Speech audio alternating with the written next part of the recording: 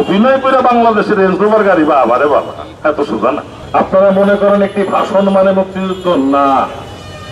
একটা কথা বলি শুনেন, পড়তে হবে, জানতে হবে, ইতিহাসটা পড়েন, জানেন, বিভিন্ন গুণীজনদের লেখাগুলো পড়েন, তারপরে বক্তব্য রাখেন, তারপরে স্ট্যাটাস দেন ফেসবুকে। আমি আপনাদের দলেরই একজন প্রয়াত নেতার লেখা একটি বই থেকে উদ্ধৃতি দিয়ে বলি, তার নাম হচ্ছে তাজউদ্দিন আহমেদ সাহেব, আপনারা সবাই চিনেন। তিনি যখন মুক্তিযুদ্ধের ঘোষণাপত্র লিখিত নিয়ে শেখ মুজিবুর রহমান সাহেবের বাসায় গেলেন, সেটা সই করানোর জন্য শেখ মুজিবুর রহমান সাহেব সেটা অস্বীকার করলেন যে না, আমি এখানে সই করবো, আপনি যাও, ফেরত চলে যাও। তখন উনি ওখান থেকে বের হয়ে বিড় করে হাঁটছিলেন আর বলছিলেন, দিল মুজিব ভাই আমাদের সংগ্রামে পানি ঢেলে দিল, সব সংগ্রাম শেষ, 17 বছরের সংগ্রাম শেষ করে দিল। যেদিন 25শে মার্চের কালো রাত্রিতে পাকিস্তান বাহিনী বাংলাদেশের নিরীহ নিরস্ত্র বাঙালির উপর আক্রমণ করে হত্যাযজ্ঞ চালু করেছিল, সেই দিনই তাজউদ্দিন সাহেবই গিয়েছিলেন শেখ মুজিব সাহেবকে বলতে যে চলেন ভাই আমরা চলে যাই, আমাদেরকে যদি কিছু হয়ে যায় তাহলে নেতৃত্ব শূন্য হয়ে যাবে দেশ, বলছে তোমরা যাও আমি এখানে আসি। তখন আবার তারা বলে চলেন যাই, না দেশের নেতৃত্ব দিবে কে, বসির সেনারা তোমরা যাও, তার সাথে আমিনুল ইসলাম সাহেব ছিলেন, আমিনুল ইসলাম সাহেব। এগুলো ইতিহাসগুলো পড়বেন।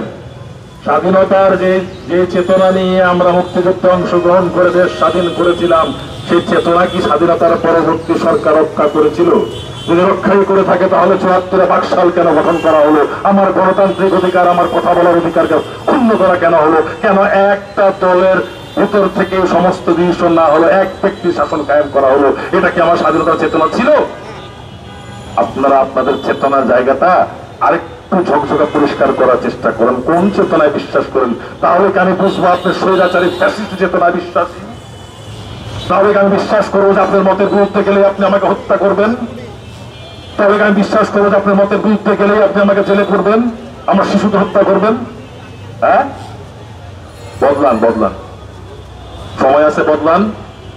1 বছর হয়ে গেছে, আপনারাও কাজ করতেছেন।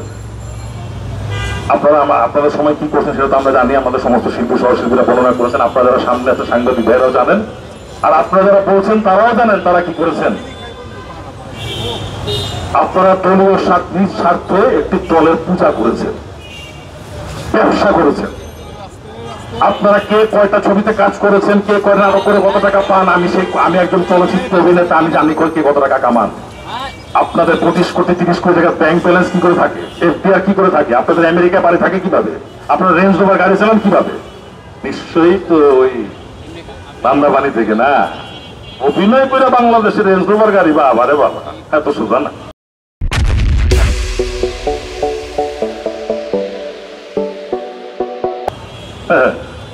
তো শুধরায় যান, বেশি নাড়াচাড়া করেন না, ঘাটাঘাটি করলে আমরা ঘাটাঘাটি শুরু করবো, অনেক কিছু নষ্ট হয়ে যাবে আপনাদের।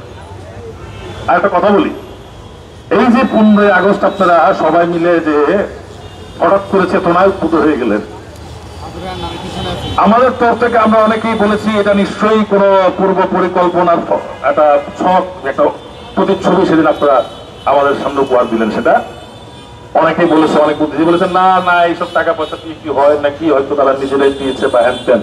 আমি কিছুদিন আগে একটা টক শো দেখছিলাম, আওয়ামী লীগের নেতা, নিষিদ্ধ পার্টি আওয়ামী লীগের নেতা, ওই রংপুর অঞ্চলের রাশেক রহমান, তিনি ওই যে ডিবিসি নিউজের রাজকাহন করেন যে শারমিন যে সাংবাদিক, উনার একটা টক শোতে ভার্চুয়ালি এসেছিলেন এবং উনি নিজে স্বীকার করেছেন সমন্বয় হয়েছে।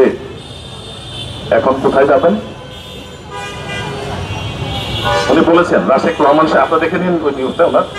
ওনাকে যখন জিজ্ঞেস করা হলো এটা কি ব্যক্তিগত উপলব্ধি দিয়েছে না সমন্বয় করা হয়েছে, তখন উনি স্বীকার করলেন যে আমার একটা বন্ধু বললো যে আমরা দিয়ে দিই, আর সমন্বয় কত কোনো অপরাধ না, সমন্বয় হতে পারে, সমন্বয় হয়েছে, তার মানে সমন্বয় অবশ্যই হয়েছে। তো যদি এখনো ফ্যাসিস্টের পক্ষে সমন্বয় করে দালালি করেন, তাহলে আপনাকে তার ভাঙা জবাব দেওয়ার জন্য আমাদের এই মুষ্টিবদ্ধ হাত তৈরি করে রেখেছি আমরা।